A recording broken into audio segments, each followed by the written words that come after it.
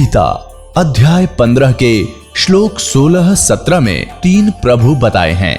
ये 3 प्रभु कौन हैं? किस प्रभु की शरण में जाने के पश्चात जन्म और मरण समाप्त हो सकता है? 3 प्रभुओं में सबसे उत्तम परमात्मा कौन है? कैसा है? उसका क्या नाम है? इन सभी गूढ़ रहस्यों को जानने के लिए अवश्य सुनिए जगत गुरु तत्वदर्शी संत रामपाल जी महाराज के अमृत वचन। तो वो फीस भी देनी शुरू कर दी और माता पिता को कटवाना शुरू कर दिया। अब वो क्या करते, ऊपर से क्रोध आता, एक स्ट्रक्चर बना रखा था आरसी, और उसके बीच में सुराख, उस सुराख में ऊपर छुप जाता वो क्रोध उधर से खींचने से, और ढीला छोड़ते नीचे और उसके रस्से थे, वो अलग से सिस्टम था। तो उसको ऐसे ऐसे कर देते 2 बार। अब गर्दन कैसी होती है प्राणी की, 2 बार करते वो कट जाता, और कभी वो हैंडल उलझ जाता, ना आता वो क्रोध, तो उसको उठा लेते थे बुजुर्ग को कि उठ लो, आपका आदेश नहीं हुआ है। फिर उनको और पक्की जस जाती रहो। ये तो बस सचमुच भगवान की तरफ से आता है। और वो रोता बैठ के बेचारा, हे भगवान मैं पापी घना हूँ, मुझे स्वीकार नहीं किया। अगले दिन उसका काम कर देते हो, तो उलझ गया था रस्सा उसका, अगले दिन वो काट दिया। तो हमने वो क्रोध लेने भी शुरू कर दिए कि ताकि परमात्मा मिल जावे, और उस क्रोध से भी बुरा काम अब कर रहे हैं ये नकली पंथों के गुरु। इन भोली आत्माओं को नष्ट कर रहे हैं, इनके जीवन को। अब क्या बताते हैं, उनका सी क्रोध काहे ले ही, बिना भजन नहीं ढंग रे। कहते हैं काशी में क्रोध किस लिए लेने जा रहे हो भोले आदमियों? इस सतनाम और सार नाम के भजन बिना किते ठिकाना नहीं, कोई ढंग नहीं तुम्हारा, कहीं आपको ठीक ठिकाना नहीं मिलेगा। ये गलत साधनाएं हैं। काशी करवत काहे ले ही, बिना भजन नहीं ढंग रे। कोट ग्रंथ का यही अर्थ है, करो साध सत्संग रे। करोड़ ग्रंथों का ये अर्थ है, संतों का सत्संग करो, उनका संग करो। कबीर साहब कहते हैं, राम बुलावा भेजिया, दिया कबीरा रोए। जो सुख है संत के संग में, वो बैकुंठ में न हो। बैकुंठ में तीसरी में बुरी बकवाद है। ऐसे ऊंच नीच, ऊंचे छोटे बड़े पद हैं, पोस्ट हैं, सारे नाच गाने बकवाद है। अपनी पुण्य पूंजी वहाँ नष्ट करने का एक विशेष स्थान है। वो पूंजी खत्म होते फिर नरक में फेंक देते हैं ज़बरदस्ती, जैसे यहाँ से उठा कर मार दिए जाते हैं। सब जगह ऐसे प्रोसीजर है। तो परमात्मा कहते हैं, समझाते हैं, परमात्मा हमें बताना चाहते हैं कि स्वर्ग की आस मत करना बच्चों। अपने ऊपर कहते हैं, धर्मदास सुन अमर कहानी, और अपनी महिमा हमने आप बखानी। अपने बारे में जानकारी आप देनी पड़ी। हमारी महिमा से परिचित किस ब्रह्मांड में कोई प्राणी नहीं पाया। तो अपने आप ही कहते हैं कबीर, राम बुलावा भेजिया, दिया कबीरा रो। यानी आपको समझाने के लिए अपने ऊपर उदाहरण दे रहे हैं भगवान। और जो सुख है साध के संग में, जो यहाँ आपका मोक्ष होगा, आपको सुख होगा, वो बैकुंठ में नहीं हो। माता सुख नाम की चीज नहीं, नकली सुख है। तो सुख समरूप स्वरूप सुभानम निश्चल अचल अभंग रे। आसन अस्तल असल तास के, बाना बिरद बिनंगरे।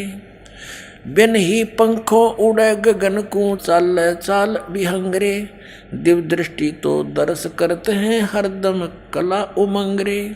प्रानंदनी पारख लीजे, ओए होए। मूल मंत्र ओम अंगरे। देख संतों के ये अमरवाणी आदरणीय गरीबदास साहिब जी, ये वेदों से भी गूढ़ रहस्य है। इनमें क्या बताया है कि परानंदनी पारख लीजिए, मूल मंत्र ओम अंगरे। गायत्री गलता न ध्यान है, सो हम सुरत सुहंगरे। अब कहते हैं उस मूल मंत्र का, जो 2 अक्षर के मंत्र हैं, ओम उसका एक पार्ट है, हिस्सा है, अंग है। परानंदनी पारख लीजिए। परानंदनी। ओहो, पूर्ण सुखदायक जो मंत्र है, मूल मंत्र, उसको परख लो। उसका मूल मंत्र ओम अंग्रे, मूल मंत्र का ओम, उस सतनाम का ओम एक अंग है, पार्ट है। और फिर क्या बताया है, गायत्री गलतान ध्यान से, गायत्री माने उसका हृदय से गायन कर, उसका जाप कर। और सोहम सुरत सुहंगरे, अपना आत्मा देखो। ये दोनों बता दिए मंत्र, सतनाम के 2 अक्षर के ओम तो उसका एक पार्ट है, और दूसरा सोहम सुरत सुहंगरे, सुहंग माने हे जीव। तो इन दोनों मंत्रों का सुरती के साथ यानी ध्यान से सही सुरत ला के, सुरत और नृत मन पवन इन चारों से मंत्र जाप किया जाता है सतनाम का, तब इसका लाभ होता है। वैसे सांस चलते रहे, मन कहीं घूमता रहे, उससे आपको लाभ नहीं होगा। श्वास बाहर क्या छोड़ रहे हैं, कौन सा मंत्र, उस पर ध्यान रहे, सुरत रहे, अंदर कौन सा ले रहे उस पर भी ध्यान रहे, तो ये मंत्र आपका एक श्वास उस श्वास का सतनाम का मंत्र सफल हो गया। और इसकी कीमत बहुत गणी है। क्या बताते हैं, ओम सोहम पालड रंग होरी हो, 14 लोक चढ़ाव राम रंग होरी हो, 3 लोक पासंग दर रंग होरी हो, तो ना तुले तुलाया राम रंग होरी हो। आदरणीय गरीबदास साहिब जी परमात्मा कबीर जी से प्राप्त ज्ञान को कैसे बता रहे हैं कि ये एक ऐसे जाप किया हुआ सुरत नृत मन पवन से, सुरत नृत मन पवन, पवन माने वायु, प्राण, सांस, और सुरत ध्यान रखकर मन इन सब को लगा के रखे एक सुमरण करने का। ऐसे किया हुआ एक सिमरण की कीमत कितनी होती है सतनाम के जाप की, कि एक तराजू के एक पलड़े में एक मंत्र की कीमत रख दे। ऐसे सिमरण किए हुए पूरे संत से लेकर नकलियों से लिए हुए का कोई लाभ नहीं। और इस विश्व में कोई भी इस दास के अतिरिक्त इस मंत्र का अधिकारी नहीं है देने का। इससे सिद्ध है कि सब नकली होंगे। अगर इसको कोई दे रहा होगा मुझ दास से प्राप्त करके, क्योंकि 18 वर्ष से दास प्रदान कर रहा है, हो सकता है कोई नकली नीच और दुश्मन जनता का हो गया हो तैयार कहीं, तो उसको आपने समझना है, उससे दूर रहना है, औरों को भी समझाना, अपने भाई बहन वहाँ फंस गए होते हैं। तो एक कीमत इस प्रकार प्राप्त की हुई कीमत एक पलड़े में रख दे और दूसरे में ये 14 लोक चढ़ा दे। ओहो, शिव जी का लोक, विष्णु का लोक, ब्रह्मा का लोक, दुर्गा का लोक, ब्रह्म लोक, और ऊपर जितने भी ये नकली नीचे के अताल पताल ये सारे दर दे। अतल उतल कहते हैं 14 लोक चढ़ावे राम रंगोरी हो, और 3 लोक ये पृथ्वी लोक, स्वर्ग लोक और पाताल लोक ये भिन्न हैं। इन न तब पासंग रखते, इनकी तो कीमत को नहीं, उसकी गणना नहीं। और तो ना तुले तुलाया राम रंग होरी हो, होरी माने खुशी, कि ये खुशी जिनके पास ये मंत्र है वो खुशी मनावे इस जीवन की, कि सफल कर लिया आपने इस मंत्र नाम अपने जीवन को। ओम सोहम पालड़ रंग होरी हो, 14 लोक चढ़ावे राम रंग होरी हो, 3 लोक पासंग धर रंग होरी हो, तो ना तुले तुलाया राम रंग होरी हो। ऐसे किया हुआ सिमरन सुरत नृत मन पवन से उसकी इतनी कीमत आपकी बढ़ जाएगी। और आपने अंतिम श्वास तक इसका जाप करना है।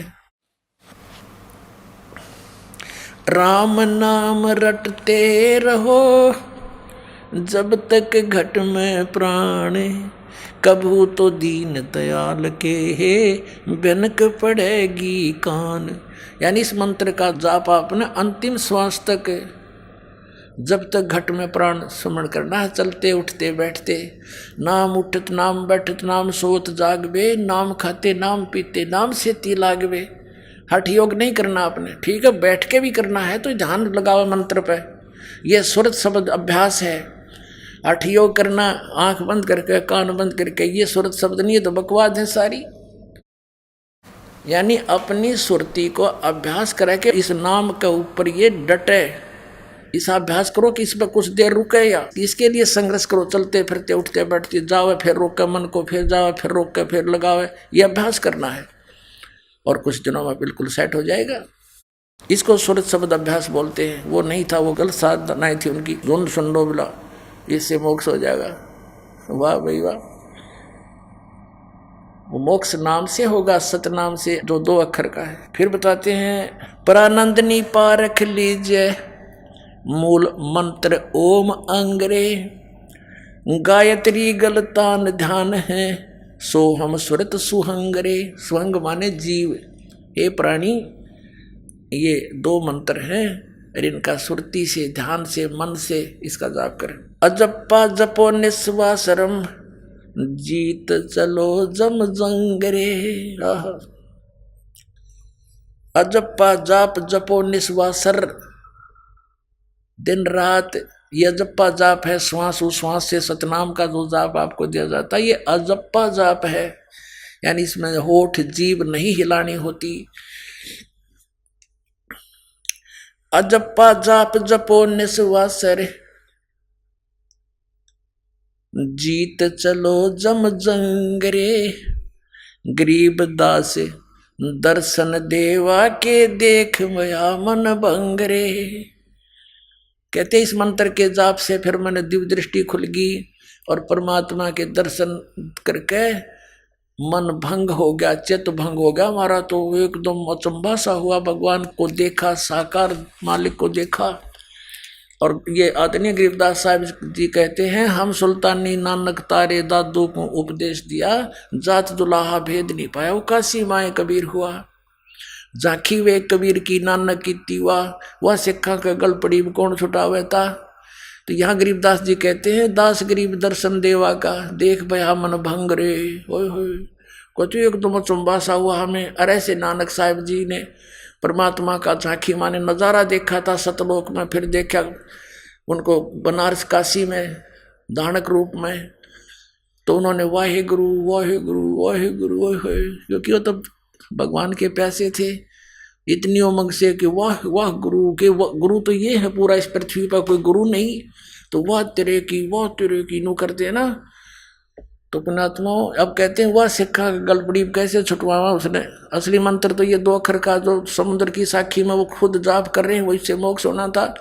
और यही गरीबदास जी बता रहे हैं कि उस सतनाम के मंत्र का ओम तो एक अंग है, एक पार्ट है, और कंप्लीट वो बता दिया वो सतनाम है 2 अक्षर का। इससे मोक्ष होगा, अन्य किसी साधन मंत्र से नहीं। बोलो सतगुरुदेव।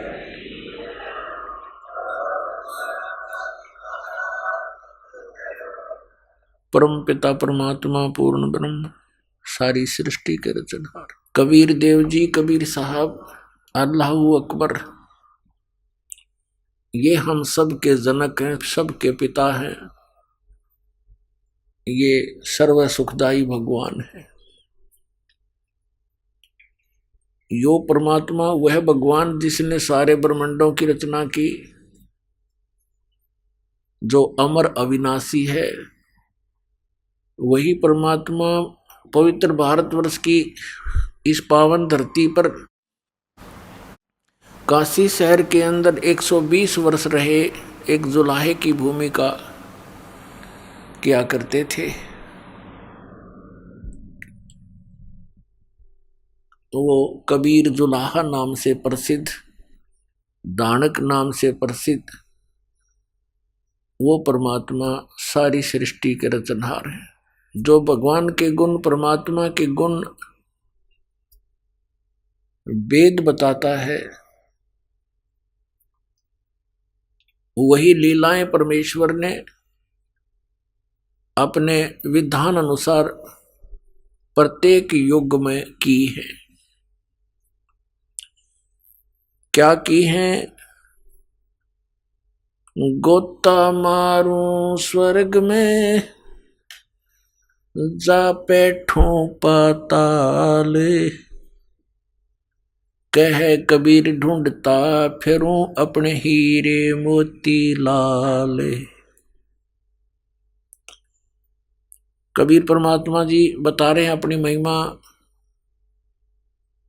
कि मैं अपने हीरे मोती लालों को इस संसार रूपी सागर में गोते लगा लगा कर ढूंढ रहा हूँ, खोज रहा हूँ। कलयुग के अंदर उस परमेश्वर ने कौन कौन से हीरे मोती लाल इकट्ठे किए थे? आदरणीय धर्मदास साहिब जी,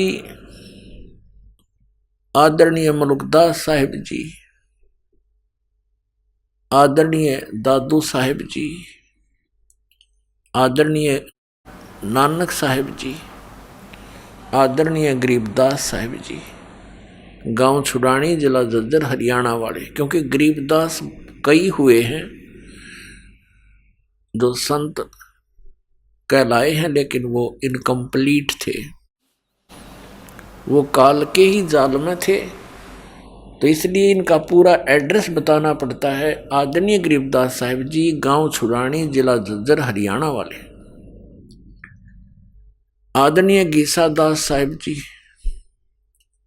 गांव खेखड़ा, जिला मेरठ, उत्तर प्रदेश वाले। ये अपने हीरे लाल परमात्मा ने खोजे, स्वयं ही जाकर के उनसे मिले। कितने दयालु हैं हमारे भगवान। वो हमारे पिता हैं और अपने बच्चों के लिए माता पिता ही कष्ट उठाया करते हैं। जिन माता पिता के बच्चे कुसंगत में गिरकर शराब पीते हैं, घर से धन ले जाते हैं, उसको नाश करते हैं, माता पिता समझाते हैं, प्यार से समझाते हैं, रोते हैं बैठकर, और वो नशे में उनकी एक नहीं सुनता, पास से निकल जाता है। माता पिता देखते रह जाते हैं, कई बार गालियां भी देने लग जाता है शराब के नशे में। तो पुण्यात्मा, हमने इस काल के इस झूठे सुख की भांग पी रखी है, और इस नशे में हम अपने पिता को पहचान नहीं पाते, और हम उनके साथ बदतमीजी भी करते रहे। पुण्यात्माओं, जब आपको ये दास की कहानी जो परमात्मा ने अमर कथा अपनी आप बता रखी है, ये सत्संग आपके हृदय में उतर जाएगा, आपको ये सब बातें सच्ची लगेंगी, क्योंकि ये सच्ची हैं। आपकी आंखों में आंसू आया करेंगे जब कभी एकांत में परमात्मा की लीला से आप मनन किया करोगे। वो परमात्मा अनंत कोट ब्रह्मांड का मालिक हमारे लिए भटक रहा है, हम उसको पहचान नहीं पाते, क्योंकि इस काल भगवान ने, ज्योति निरंजन ने हमारे ऊपर एक विशेष प्रभाव डाल रखा है 3 गुणों का, और उसके बाद हमारे अंदर अज्ञान भरवा दिया, परमात्मा निराकार सिद्ध करवा दिया। उसके ढोल के डंके पर किसी से सुन लो, हिंदू, मुसलमान, सिख, ईसाई, परमात्मा तो निरंकार है, वो तो निराकार है, दिखाई नहीं देता। जबकि सबके सदग्रंथों में परमात्मा नर आकार है, मनुष्य दृश्य है, और सशरीर है, ऊपर सतलोक में रहता है, वहां से गति करके नीचे आता है। आपको थोड़ा सा ज्ञान सुनाते हैं कि वो परमात्मा कैसी लीला करता है, कहाँ प्रमाण है। आपको दिखाते हैं ऋग्वेद के अंदर कि वो परमात्मा कैसी लीला करता है, फिर आपको आसानी से समझ में आएगा। देखिएगा, ऋग्वेद मंडल नंबर 9, 10 ये इकट्ठे ही अनुवाद किए हैं। ये कहाँ से प्रकाशित है? प्रकाशक है सर्वदेशी कार्य प्रतिनिधि सभा, महर्षि दान भवन, रामलीला मैदान, नई दिल्ली से। मुद्रक Prince offset printers 1510 Pataudi house, Daryaganj, नई दिल्ली से, यहाँ से छपी है। अब देखिएगा, ऋग्वेद मंडल नंबर 9, सूक्त नंबर 86, 86 का मंत्र नंबर 26 में क्या कहा है? यज्ञ करने वाले यजमानों के लिए परमात्मा, यज्ञ करने वाले मतलब जो धार्मिक अनुष्ठान करते हैं, भक्त, भक्ति करने वाले भक्तों, यजमान माने भक्तों के लिए परमात्मा सब रास्तों को सुगम करता हुआ उनके विघ्नों को मर्दन करता है, उनके संकटों का नाश करता है, उनको पवित्र करता हुआ और अपने रूप को सरल करता हुआ वह कांति में परमात्मा। ये कबीर, इसको कबीर, ये देखो यहाँ लिखा है कबीर, हम बोले हैं कबीर, हम वह बोले हैं वह को, इसका इन्होंने संधि छेद करके यो बना दिया कवि, कबीर। जैसे पुनः कहो चाहे पुनर्जन्म कहो, पुनः जन्म, तो ये कबीर कहो, इसको रे लगा के नीचे हलंत लगा दें तो कबीर भी बोल सकते हैं। तो इसका अर्थ इन्होंने सर्वज्ञ कर दिया था, यहाँ लिखना चाहिए था कबीर देव। अब देखो एक यजुर्वेद के अंदर इस महर्षि दानंद ने ही यजु का अर्थ यजुर्वेद किया है, वो सही किया है। देखिएगा ये यजुर्वेद है, महर्षि दानंद सरस्वती द्वारा इसका अनुवाद है। प्रकाशक हैं सार्वदेशी कार्य प्रतिनिधि सभा 2/5 महर्षि दानंद भवन रामलीला मैदान नई दिल्ली, ये दूरभाष। ये महर्षि दानंद सरस्वती द्वारा इसका अनुवाद है। मुद्रक Prince offset printers 1510 Pataudi house त्रियागन नई दिल्ली से। अब देखिएगा यजुर्वेद के 36वें अध्याय के 36वां अध्याय यानी 36वां अध्याय है। इसके प्रथम मंत्र में रेचम वाचम परपदे मनो यजु परपदे। अब ये यजु शब्द है और यहां देखिएगा इसका अनुवाद करते हुए महर्षि दानंद ने यजु का अर्थ यजुर्वेद कर दिया। बिल्कुल सही है। यदि इसके स्थान पर यहां अर्थ कर देता यजु माने पूजा करने की स्तुति, तो ये महिमा यजुर्वेद की है। यजु के और भी बहुत से अर्थ होते हैं, तो यजुर्वेद ना लिख कर यदि यहां पर वो अन्य अर्थ कर देता तो कैसे समझ दे कि यजुर्वेद के बारे में कहा गया है। तो यजु, जैसे यजु को यजुर्वेद लिख दिया, और जैसे यहाँ देखिए इसकी जिल्द पर भी यजुर्वेद लिखा है। ये पुस्तक यजुर्वेद है, और जहाँ पर ये ओनली यजु लिखा है तो भी ये यजुर्वेद ही जाना जाता है, यजुर्वेद की महिमा है। ठीक, अब हम लेते हैं उसी ऋग्वेद को, यजुर्वेद रख दिया। अब इस पर हम फिर आ जाते हैं ऋग्वेद मंडल नंबर 9 सुक्त 86 मंत्र 26 पर। यज्ञ करने वाले यजमानों के लिए, भक्तों के लिए परमात्मा सब रास्तों को सुगम करता हुआ उनके विघ्नों को यानी संकटों को मर्दन करता है, नाश करता है, उनको पवित्र करता हुआ और अपने रूप को सरल करता हुआ आर्य समाज के लोग और साथ में दयानंद परमात्मा को निराकार बताता है और वेदों को सही मानता है। वेद बता रहे हो तो साकार है। अपने रूप को सरल करता है, क्योंकि सतलोक के अंदर तीसरे मुक्ति धाम में जहाँ परमात्मा रहता है वहाँ उनका शरीर मनुष्य सदृश है। एक रोमकूप में करोड़ सूर्य मिला दे, करोड़ चंद्रमा। तो परमात्मा के उस रोमकूप के रोशनी से भी फीकी पड़े, इतना तेजों में शरीर है। और वो परमात्मा एज इट इज न्यू का न्यू आ जाए यहाँ पर तो हमारी आंखें बंद हो जा। जैसे उल्लू को सूर्य नहीं दिखता, वो देख ही नहीं सकता। तो इसलिए यहाँ आकर अपनी लीला करने के लिए, हमें यथार्थ ज्ञान देने के लिए, अच्छी आत्माओं को मिलने के लिए अपने रूप को हल्का तेज पुंज का बनाकर आता है। तेज पुंज अन्य दे धरकर इस विध हमको भेंट ही। तो यहां देखिएगा अपने रूप को सरल करता हुआ वह कांति में परमात्मा, यो कबीर देव लिखना था यहाँ पर, कबीर देव। हम उसको कबीर साहब बोल रहे हैं। देव माने परमेश्वर भगवान, वो कबीर भगवान। कबीर देव लिखना था, कबीर देव लिख देते न, शर्मावती था, कबीर देव लिख देते। विद्युत के समान क्रीड़ा करता हुआ वर्णीय पुरुष को प्राप्त होता है, अच्छी आत्मा को मिलता है। देखिएगा अब 27 में बताया है वो परमात्मा रहता कहाँ है। जो परमात्मा तेज पुंज परमात्मा, तेज पुंज का परमात्मा है। जो परमात्मा ध्युलोक के तीसरे पृष्ठ पर विराजमान है, ओह सतलोक में बैठा है, वहां रहता है वो। अब देखो ऋग्वेद मंडल नंबर 9 और सूक्त 82 में, ऋग्वेद मंडल नंबर 9 और सूक्त 82 का यह मंत्र नंबर 1 है। जो सर्वोत्पादक प्रभु, सबकी उत्पत्ति करने वाला परमेश्वर, प्रकाश रूप है, तेजो में शरीर युक्त है, सद्गुणों की वृष्टि करने वाला, पापों का नाश करने वाला, पाप हरण करने वाला है।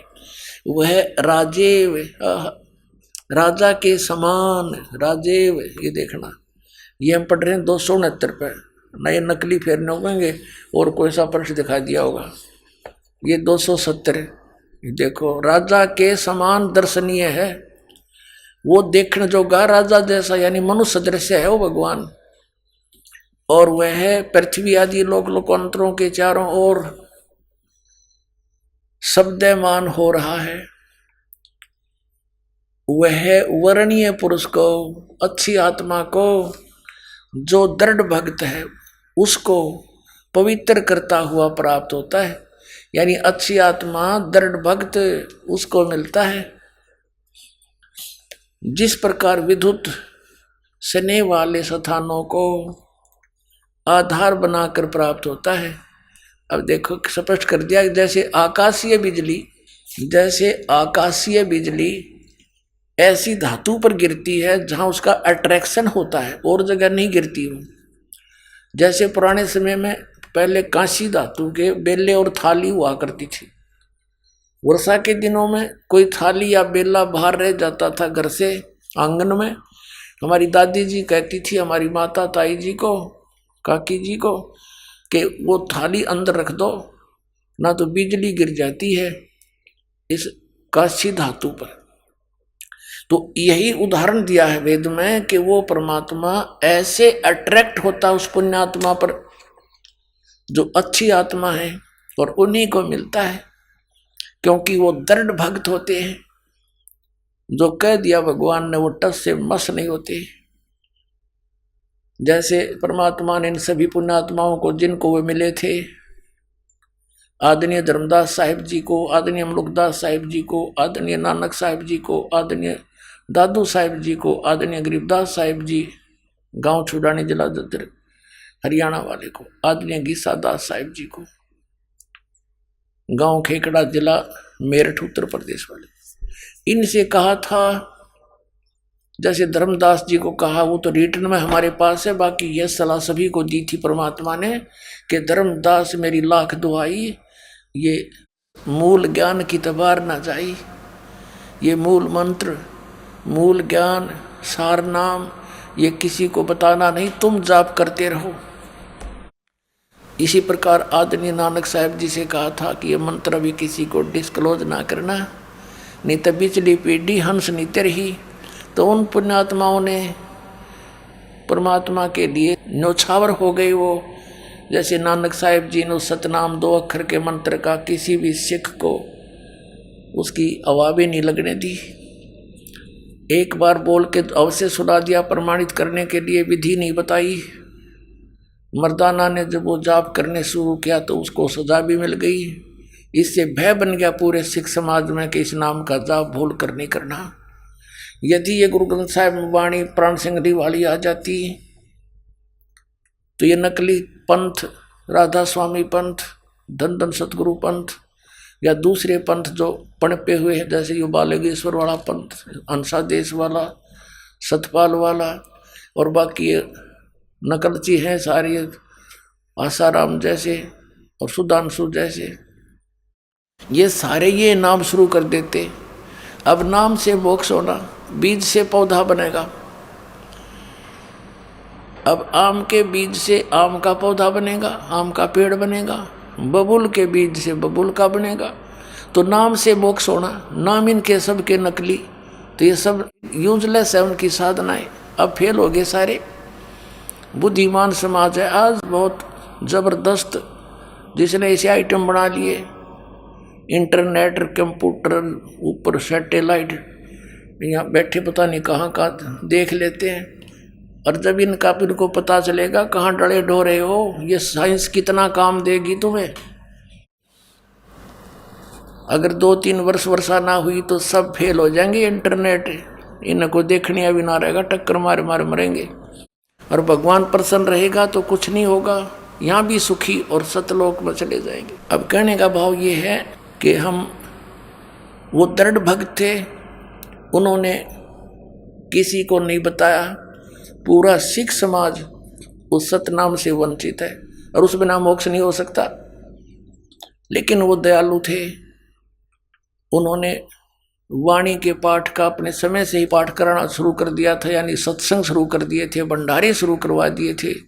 ये ग्लूकोज लगा कर चले गए थे महापुरुष, जैसे गरीबदास साहिब जी की वाणी का पाठ शुरू करवा दिया था, फिर गुरु ग्रंथ साहिब बनवा कर उसका पाठ शुरू करवा दिया था परमात्मा ने प्रेरणा करके। तो ये ग्लूकोज लगा कर चले गए। अब सर्जन भेज दिया दास, सारे मंत्र दूंगा और सारे टैबलेट कंप्लीट कोर्स देकर सबको पार कर दूंगा। करेंगे भगवान, दास उनका मजदूर है।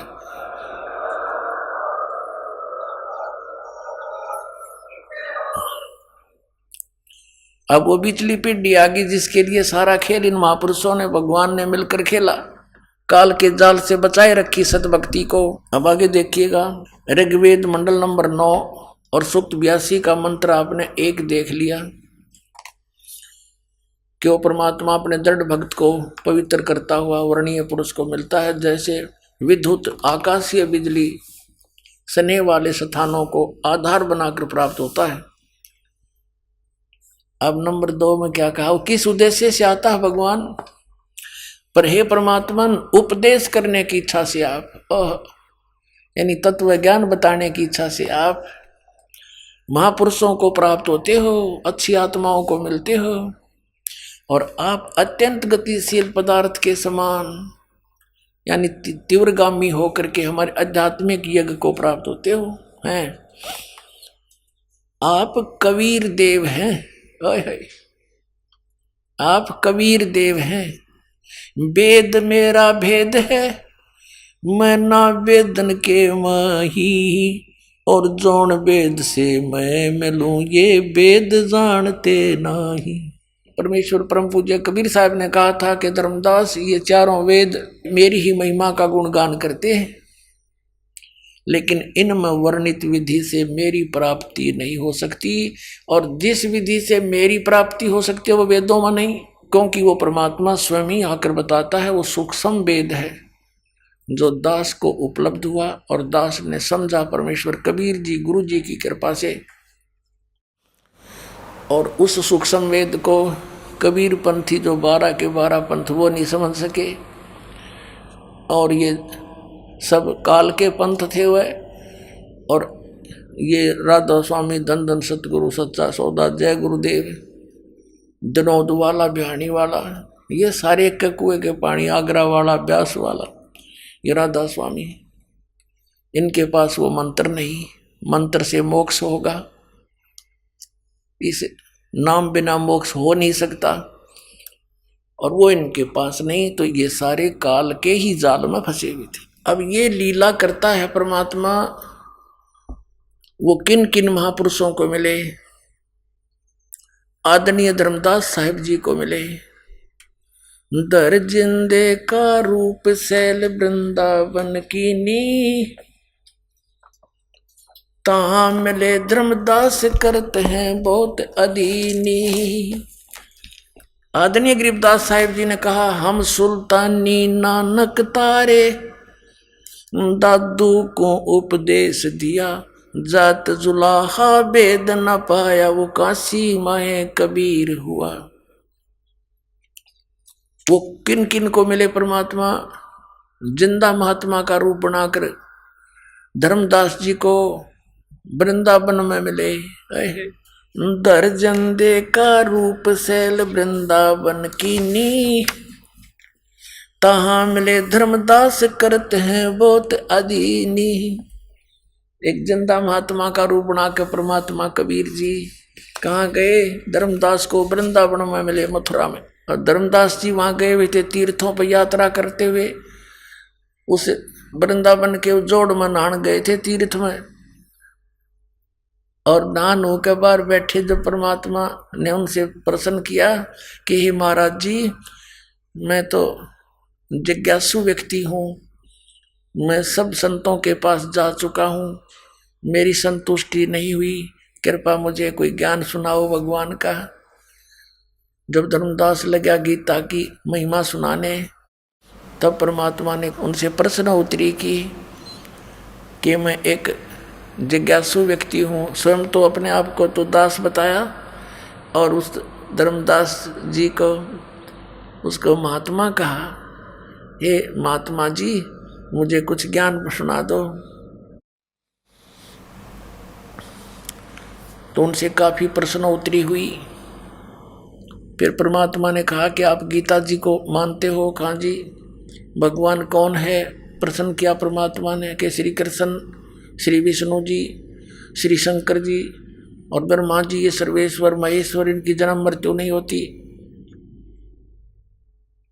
तो परमात्मा ने कहा कि चौथे अध्याय के 5 और 9 श्लोक में, दूसरे अध्याय के 12वें श्लोक में और 10वें अध्याय के दूसरे श्लोक में, धर्मदास जी देखियो, आपका गीता ज्ञानदाता क्या कहता है कि मैं तो जन्म मृत्यु होती है, मैं तो अविनाशी हूं नहीं, नाशवान हूं, तुम इसको अविनाशी बता रहे हो। और 18वें अध्याय के 62वें श्लोक में कहा कि तू सर्वभाव से उस परमेश्वर की शरण में जा, उसकी कृपा से तू परम शांति को, सनातन परम धाम को प्राप्त होगा। 15वें अध्याय के 4थे श्लोक में कहा गीता जी में कि जब तत्वदर्शी संत मिल जाए, उसके पश्चात परमेश्वर के उस परम पद की खोज करनी चाहिए, जहां जाने के बाद साधक फिर लौटकर संसार में कभी नहीं आते। अब धर्मदास का तो सिर घूम गया उस पुण्यात्मा का कि मैं क्या सुन रहा हूं। गीता साथ ही खोल के देखा साथ के साथ। अब कहने का भाव ये है, पुण्यात्मा हो, ये इतना रंग चढ़ जाता है। अंत में धर्मदास कहने लगा कि तू मुसलमान है, क्योंकि बाबा जिंदा के रूप में उन्होंने अपना एक वेशभूषा होती है जिंदा महात्माओं की, एक ओवर कोट सा पहनते हैं, घुटनों तो तले तई का काला, ऊपर काला ही टॉप होता है, एक कच्छा पहनते हैं, अंडरवियर काला ही। तो धर्मदास जी ने टोंट कस दिया कि तू मुसलमान जाति का है, इसलिए हमारे देवताओं की तू बेइज्जती करता है, मैं तेरी बात सुनना पसंद नहीं करता।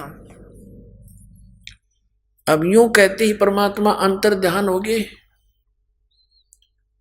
और धर्मदास जी की बंदगी सामने से आदमी अंतर ध्यान हो जाए, ना दिखे एकदम, तो आप हार्ट अटैक होना हो गया, उसका हार्ट अटैक हो गया।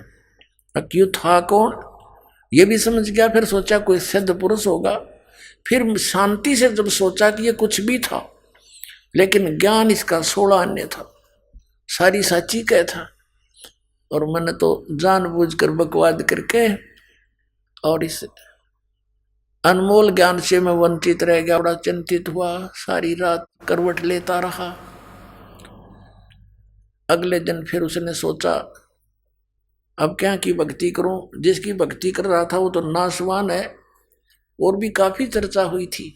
तो उसने सुबह तालाब में भी नहीं नहाया, वो स्नान नहीं किया, और पहले दिन जो चर्चा हुई थी उसमें बहुत सी गलत बातें धर्मदास ने बोल दी थी कि हम जीव हिंसा नहीं करते, तुम मुसलमान हो, तुम मांस खाते हो, और तुम हमारे देवताओं के बारे में ऐसा बोलते हो। ऐसी ऐसी बकवाद गढ़ दी थी, बहुत सी बातें बोल दी थी।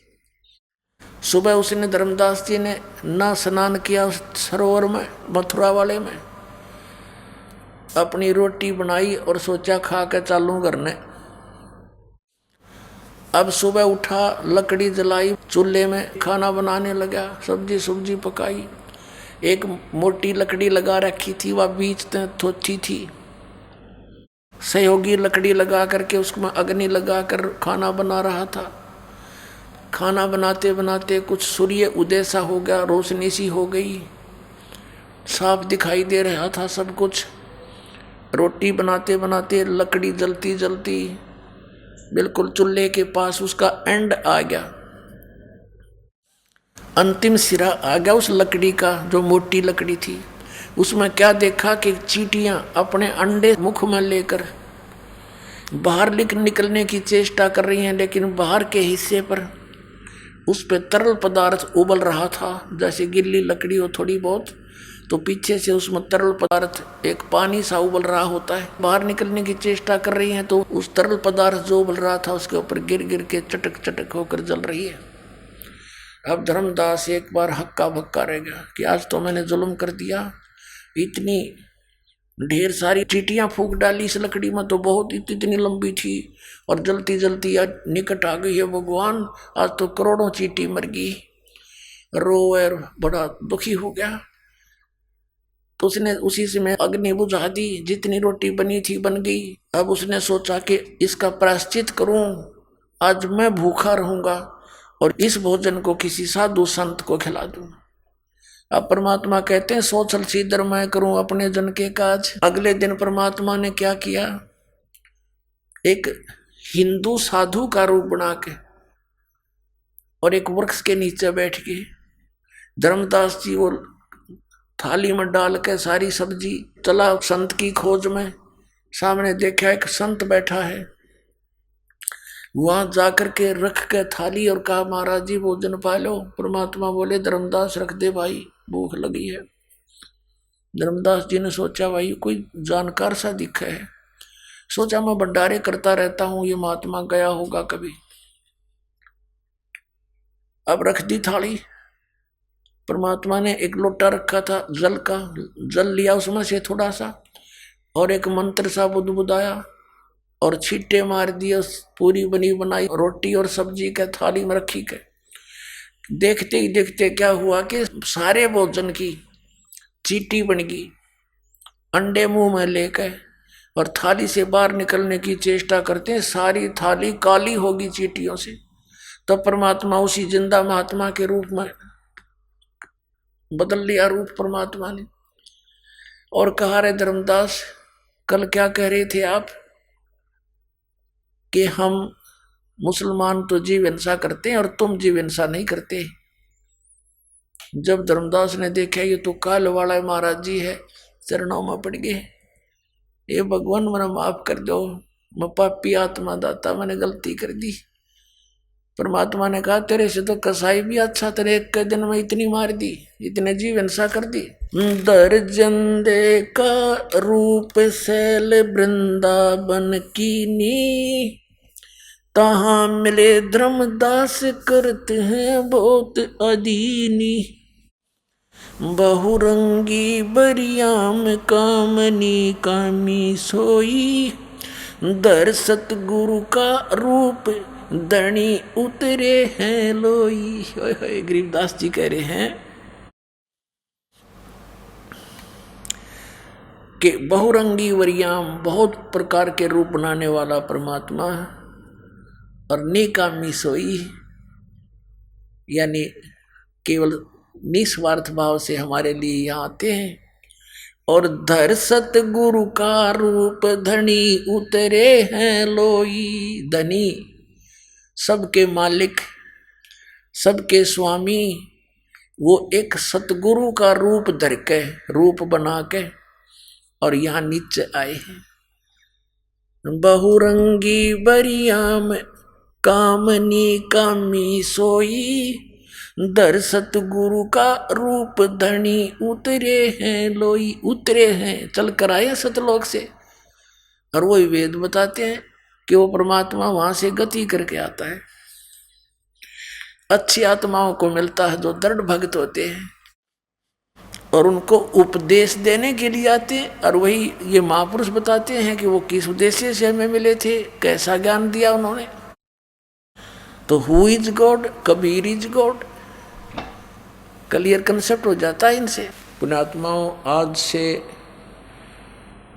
लगभग 600 वर्ष पहले आदरणीय परम पूज्य कबीर परमेश्वर जी ने आदरणीय धर्मदास साहिब जी से कहा था,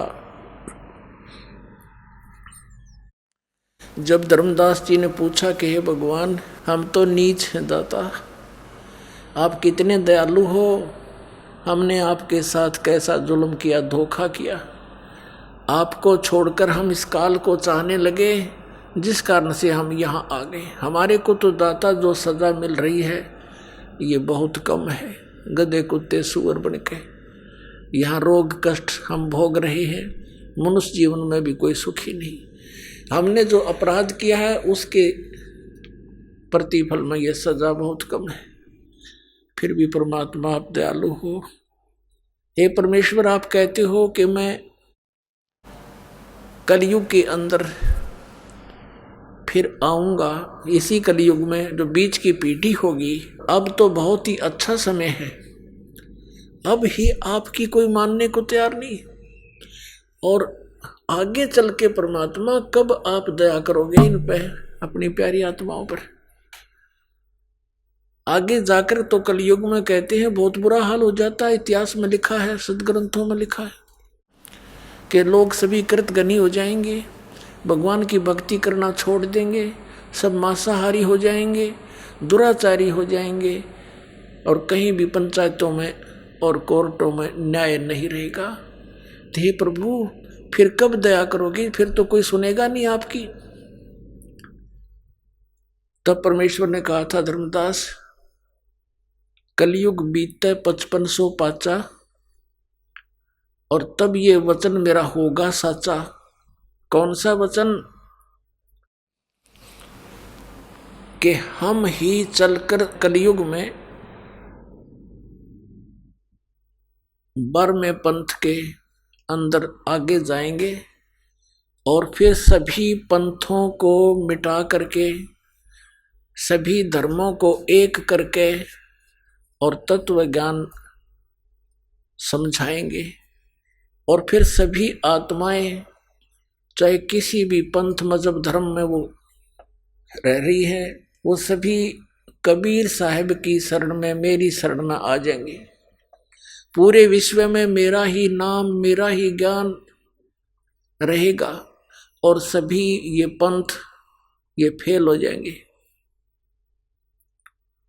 तब धर्मदास उनके मुंह की तरफ देख रहा है, भगवान, आप जो आज बोल रहे हो दाता, ये कब होगा ये ऐसा? तब उन्होंने कहा कि जब कलयुग बीते 5500 पाचा, तब ये वचन मेरा होगा सच्चा, जो आज बोल रहा हूं। 600 वर्ष पहले परमात्मा ने जो बात कही थी, वो क्या कहा था कि पूरे विश्व में एक ही ज्ञान रहेगा और एक ही भगवान रहेगा, कबीर, और सभी प्राणी प्यार से भक्ति करा करेंगे, सब बुराई कपट चातुरी छोड़ देंगे और नेक नीति से रहा करेंगे। उनको इतना ज्ञान करा दूंगा धर्मदास कि वो किसी की सुई भी नहीं उठा सकते। चोरी करना और भयंकर डाके डालना तो बहुत दूर की बात है। और फिर उनका सबका सुधार करूंगा, सतयुग जैसा माहौल होगा, और फिर कई हजारों वर्षों तक इस कलयुग में सत भक्ति बनी रहेगी। आदरणीय धर्मदास साहिब जी को परम पूज्य कबीर परमेश्वर ने कहा था कि मेरा और काल का, यहाँ के भगवान का एक वायदा हुआ है। इसने कहा था कि सतयुग त्रेता द्वापर में जीव कम ले जाना प्रभु, और जब चौथा युग जब कलयुग आवे, तब तब शरण जीव बहु जावे। ऐसा वचन हर मोय दीजे, तब संसार गवन तुम कीजे। हे भगवान, ऐसा वरदान मुझे दे जाओ, वर दे दो, वचन दे दो कि सतयुग त्रेता द्वापर में जीव ना ले जाना, और कलयुग में कितने जीव ले जाना। तब परमात्मा ने तथास्तु कर दिया, ठीक है। तब फिर इसने आंखें बदल ली और कहने लगा, जाओ जोग जीत संसारा, जीव न माने कहा तुम्हारा। परमात्मा कहते हैं, हमरी ओर हो बाद बखाने, और जोग जीत जीव तुम्हारा कहा न माने, और हमरी ओर हो बाद बखाने। ऐसी स्थिति कर दूंगा, 12 पंथ करूं मैं साजा, नाम तुम्हारा ले करूं आवाजा। 12 पंथ नाम जो ले ही, ये सब मेरे मुख में आन समोई। फिर कहते हैं, और अनेक पंथ चलाऊं, या विद जीवों को भरमाऊं। अब 12 पंथ तो कबीर पंथ में, और अनेक पंथ चलाऊं, ये राधा स्वामी पंथ, धन धन सतगुरु पंथ, यो सरचा सौदा सरसा वाला, जगमाल वाली वाला, राधा स्वामी पंथ ब्यास आगरा, और जय गुरुदेव पंथ मथुरा वाला, ये शिवदयाल जी का ही चलाया हुआ है, उसी के विचारों पर आधारित है। और हरियाणा में भिवानी के अंदर दिनोद गांव वाला और ठाकुर सिंह वाला, यो सावन कृपाल मिशन दिल्ली वाला, ये सारा एक कुएं का जल है, ये काल के दूत हैं, काल के पंथ हैं सारे। धर्मदास जी ने कहा था, भगवान इसने तो ऐसा जुल्म करना है, फिर आप कैसे कृपा बख्शोगे? तो परमात्मा ने कहा था कि ऐसे ऐसे करूँगा, इस बार मैं पंथ के अंदर मैं ही स्वयं जाऊँगा और सब पंथों का नष्ट करके एक पंथ बना दूंगा, मेरे बच्चे मुझे पहचान लेंगे। आपको दिखाते हैं पवित्र कबीर सागर के अंदर 600 वर्ष पहले लिपिबद्ध की गई परमेश्वर की भविष्यवाणी, यानी आदेश। भविष्यवाणी तो होती है अटकलबाजी, और ये परमात्मा का आदेश वचन, जिसके वचन से सारे ब्रह्मांड चल रहे हैं, उनका वचन था ये 600 वर्ष पहले। क्या था ये देखिएगा। ये कबीर सागर है, संपूर्ण 11 भाग, खेमरा श्री कृष्णदास प्रकाशन मुंबई। ये है कबीर सागर, प्रथम खंड, कबीर पंथी भारत पथिक स्वामी युगलानंद बिहारी द्वारा प्रस्कृत, मुद्रक के प्रकाशक के खेमरा श्री कृष्णदास, अध्यक्ष श्री वेंकटेश्वर प्रेस, खेमरा श्री कृष्ण मार्ग, दास मार्ग, बम्बई से। ये देखिएगा बौद्ध सागर कबीर वाणी नामक चैप्टर है कबीर सागर का, 136 पृष्ठ पर। ये कई भागों में है। 12 पंथ चलो सो भेद। अब ये 12 पंथों की जानकारी दी है इसमें। 12 पंथ काल फुरमाना और भूले जीव न जाव ठिकाना। परमेश्वर ने कहा था 600 वर्ष पहले कि धर्मदास इन 12 पंथों में काल का फुरमान होगा, उसका आदेश हुक्म और उसका ज्ञान और मंत्र होंगे इन 12 पंथों में। ताते ताते आगम कह हम राखा, वंश हमारा चूड़ामणि शाखा, प्रथम जग में जागू बरमावे, बिना भेद वो ज्ञान चुरावे, दूसर सुरत गोपाल होई, तीसरा मूल निरंजन, पंथ टकसार। इस प्रकार तो ये इन्होंने यहाँ प्रथम जागू कर दिया। ये जागू नहीं है, ये प्रथम है चूड़ामणि। इसका कंप्लीट ज्ञान यहाँ दिया देखिएगा। ये बौद्ध सागर ही है और इसका चैप्टर यहाँ पर कबीर चरित्र बोध है, वो कबीर वाणी है, वो पद्य भाग है। अब गद्य भाग में लिखा है यहाँ पर 1870 पृष्ठ पे क्या लिखा है, कबीर साहब के पंथों का वृंतांत। इसमें क्या बताया है कि नारायण दास जी का पंथ प्रथम, दूसरा यागू दास पंथ और तीसरा सूरत गोपाल, चौथा मूल निरंजन, पांचवा टकसारी पंथ, छठा भगवान दास पंथ, फिर सतनामी पंथ, कमालिय पंथ, राम कबीर पंथ, परम धाम की वाणी पंथ, 11वां जीवा पंथ और 12वां गरीबदास पंथ। इन्होंने प्रथम नारायण दास लिख दिया। यह लिखना था, ये प्रथम है चूड़ामणि पंथ। ये चूड़ामणि को तो उत्तम मानते रहे बाकियों को, क्योंकि नारायण दास जी ने तो कबीर परमेश्वर के मार्ग को स्वीकार ही नहीं किया था, इसको तो लिखना ही व्यर्थ है। इन्होंने थोड़ी फेर बदल कर दी। अब फिर हम आते हैं उसी चैप्टर पे, ये कबीर वाणी में आगे हम वो कबीर चरित्र बोध था, बौद्ध सागर का ही 136 पृष्ठ में हम पढ़ेंगे, अब आसानी से समझ में होगा। 12 पंथ काल फुरमाना और भूले जीव न जाओ ठिकाना। इन 12 पंथों के अंदर जितने भी कबीर पंथ हैं ये सब काल के पंथ हैं। इनके पास कोई मंत्र यथार्थ नहीं, सतनाम का इनको ज्ञान नहीं, सतनाम बिना मोक्ष नहीं। तो ये काल के फरमान इसमें चल रहा है। आगे देखो, ताते आगम कहे हम राखा, वंश हमारा चूड़ामणि शाखा है। ये है प्रथम, आगम कहे हम राखा, ये लिखना था, वंश हमारा चूड़ामणि शाखा। फिर यहाँ दूसरा लिखना था जागूदास, सूरत गोपाल, मूल निरंजन और चौथा टकसार। ये 5वां होना चाहिए टकसार। फिर जीवा पंथ, फिर सतनामी पंथ और फिर राम कबीर पंथ। अब ये परम धाम की वाणी पंथ।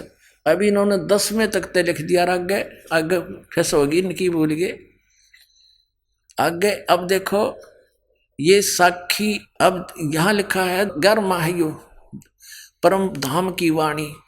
आइए अब हम उन श्रद्धालुओं के अनुभव जानते हैं जो जगत गुरु तत्वदर्शी संत रामपाल जी महाराज जी से दीक्षा प्राप्त कर चुके हैं तथा उनके द्वारा बताए गए भक्ति मार्ग पर चल रहे हैं। नमस्कार जी। नमस्ते सर। बहन जी क्या नाम है आपका? सर मेरा नाम रेखा है। बहन जी कहाँ से आई हैं आप? सर हम दिल्ली नरेला से ही आए हैं। बहन जी संत रामपाल जी महाराज से नाम दीक्षा आपने कब ली? सर हमने 2013 को ली थी। बहन जी संत रामपाल जी महाराज से नाम दीक्षा लेने से पहले क्या आप कोई भक्ति साधना भी करती थी? जी सर हम यही करते थे जो ब्रह्मा विष्णु महेश जी की, शेरावाली की, ये अन्य जो पितृगण है इनकी भक्ति करते थे हम।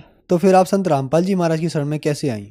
सर ये मेरे पति हैं जो, ये बहुत शराब पीते थे। शराब पीते पीते ये टीवी भी देखते थे। टीवी में ये सत्संग सुनते थे अन्य धर्मगुरुओं का। इनको एक दिन धर्मगुरुओं का सत्संग देखते देखते परमात्मा संत रामपाल जी महाराज जी का सत्संग लग गया इनसे। तो इन्होंने सुना वो सत्संग बैठ के विस्तार से, तो इनके हाथों से बीड़ी बुझ गई, बीड़ी बुझा दी इन्होंने। तो बोले देखो ये क्या बोल रहे हैं, ये परमा विष्णु महेश भगवान नहीं है, ये शेरावाली भगवान नहीं है, जो हम पूजा करते हैं ये सही भक्ति नहीं है। तो हमने सत्संग के माध्यम से हमने वहाँ एड्रेस देखा नीचे पट्टी पे, वहाँ पे हम बरवाड़ा आश्रम चले गए। बरवाड़ा आश्रम जाके हमने 2013 में नाम ले लिया संत रामपाल जी महाराज जी से। बहन जी हमने सुना है कि जो भी श्रद्धालु संत रामपाल जी महाराज से नाम दीक्षा लेते हैं उन्हें कुछ ना कुछ लाभ जरूर प्राप्त होते हैं। तो क्या संत रामपाल जी महाराज से नाम दीक्षा लेने के बाद आपको भी कुछ लाभ प्राप्त हुए? हाँ सर मुझे बहुत लाभ हुए। ये मेरे पति जी बहुत शराब पीते थे, तो घर में तोड़ फोड़ बहुत परेशान करके रखते थे घर में शराब की वजह से। ना माता पिता को देखते थे ना किसी को देखते थे घर में, बस इनको तोड़ा फोड़ी करने से मतलब था। तो हम परमात्मा संत रामपाल जी महाराज जी के शरणों में जाके हमें ये बहुत बड़ा लाभ मिला है। पति की शराब छूट गई, हमारा घर अच्छे से चलने लगा। पति के पास नौकरी नहीं थी, परमात्मा ने पक्की नौकरी दी और बहुत लाभ हुए हमारे को। मेरे ससुर हैं, उनका ऑपरेशन होना था, उनका बहुत बड़ा ऑपरेशन पेट का होना था। डॉक्टर ने कहा इनका कोई ऑपरेशन नहीं होएगा, आप इनको ले जाओ। उनकी रिपोर्ट नॉर्मल आई। परमात्मा ने बहुत सारे लाभ दिए। मेरा बेटा खो गया था, वो बेटा दुलाया मेरे को। रोहतक में छूट गया था हमारे से बस में। संत रामपाल जी महाराज जी आए, मैं उनको जानती भी नहीं, दूसरे के रूप में आए। परमात्मा बोले ले बेटी तेरा बेटा। मैं देखती रही, मैं इनको जानती भी नहीं हूँ। फिर बाद में मेरे को पता चला, मैंने नाम ले रखा परमात्मा सतगुरु रामपाल जी महाराज जी से। वो परमात्मा मेरे बेटे को मुझे दे गए। और मेरे को है ना भूत प्रेत की बाधा थी, वो संत रामपाल जी महाराज जी के शरण में आने से वो मेरी दूर हो गई। मेरे घर में मेरी भूत प्रेत की बाधाओं से भी हम बहुत कर्जे में आ चुके थे।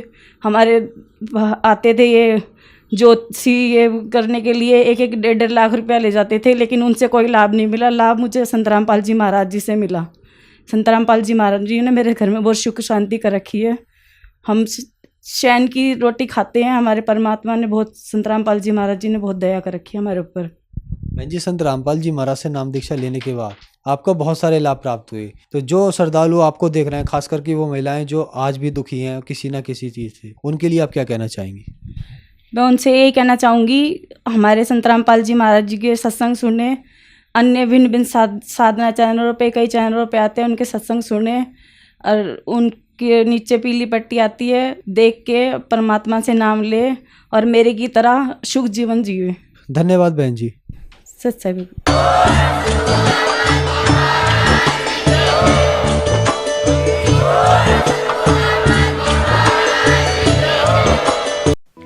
आप सुन रहे थे जगत गुरु तत्वदर्शी संत रामपाल जी महाराज के मंगल प्रवचन। अधिक जानकारी के लिए संपर्क करें